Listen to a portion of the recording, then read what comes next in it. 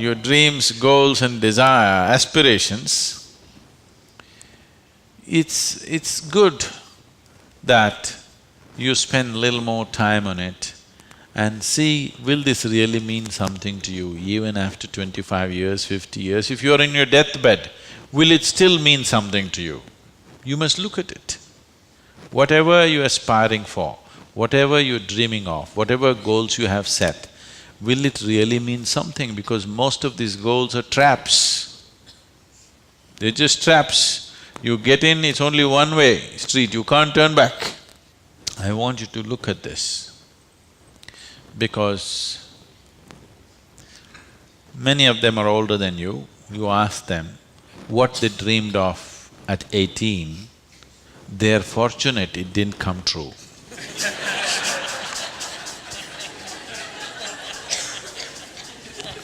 Yes or no?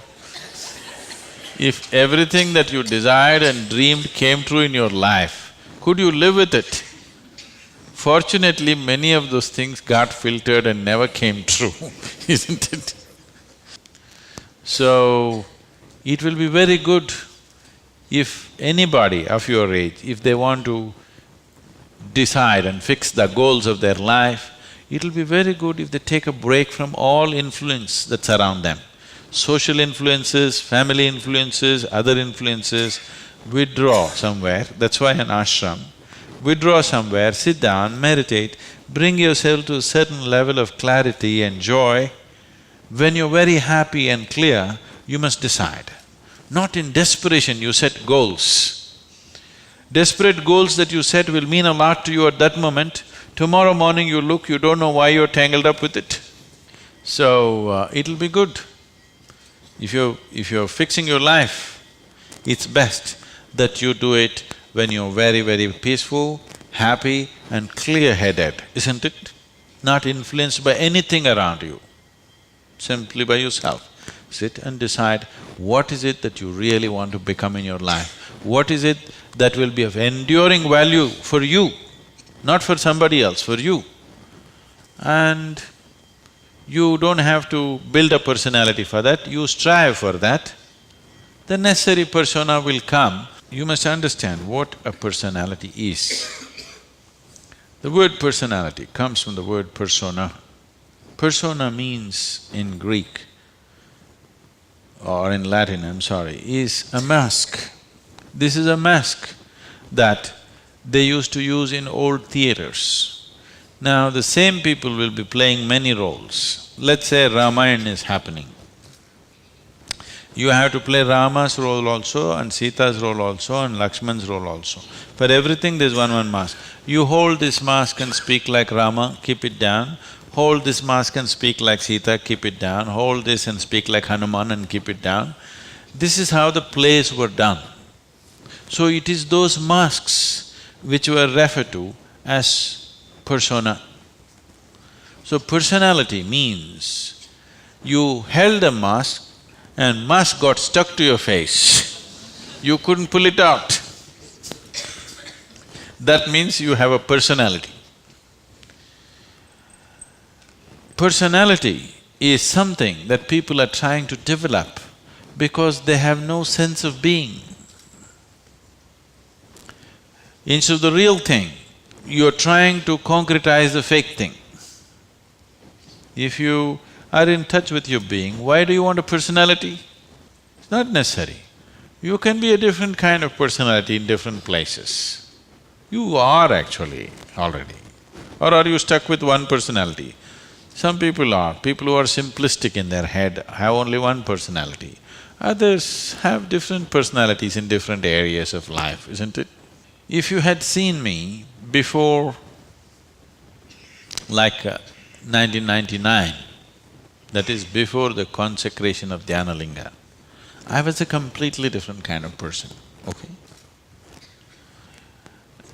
To such an extent, everything about me was so different. Well before that things happened that was beyond me, but this was conscious. At that time I was single-minded towards a certain purpose, I was in a certain way. So after… I never thought I will live beyond that. but somehow things happened. Then I thought, okay, now that the work is over, let me change my personality completely. To fulfill that, I had acquired a certain kind of personality. And now that it's over, I thought, let me change it. And I told people around me, see, I'm going to change my personality. Don't be shocked, I'm still the same guy. They said, no problem, this. I said, just hang on, because things will change. Everything about me will change, the way I operate will change, the way I speak will change, the way I dress will change, the way I do, everything will change. They said, no problem, we know you, we love you with this. I said, that's okay, hang on tight, because when things change, people fall off. Lot of people fell off because they couldn't believe.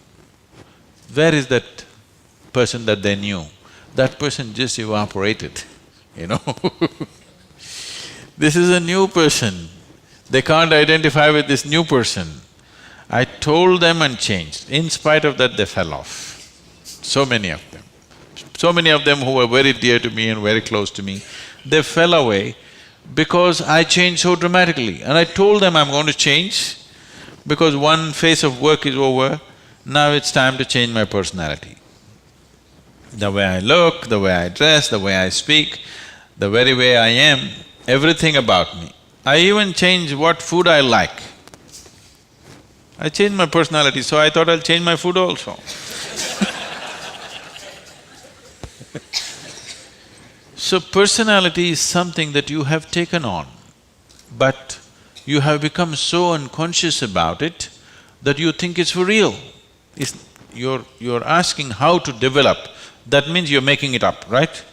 Another word for developing is making up, isn't it? You're making it up. Make it up whichever way is suitable for your kind of activity, but you must be able to keep it down. If it gets stuck to your face, then it becomes misery. Then all suffering will come to you. You can take on any kind of personality, but when you want to keep it down, you must be able to keep it down. There was a sage. He was so wise. People went to him and crowds gathered. Then the king went to him and the king saw such a wise man should be in his court. So he told the sage, you must come and become my chief minister, because a wise man like you shouldn't go away sitting under a tree.